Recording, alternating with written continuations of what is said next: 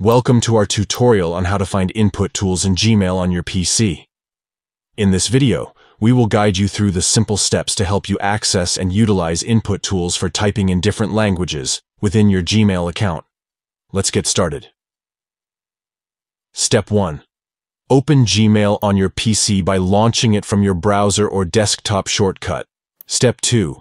Under the Settings menu, locate and click on Input Tools On/Off.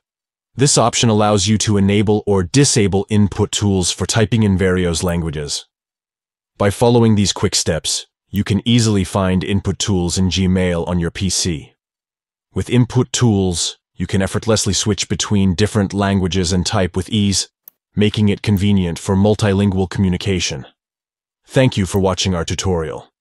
If you found this information helpful, please consider giving this video a thumbs up and subscribing to our channel for more useful tutorials. Enjoy a seamless multilingual experience with Gmail's input tools.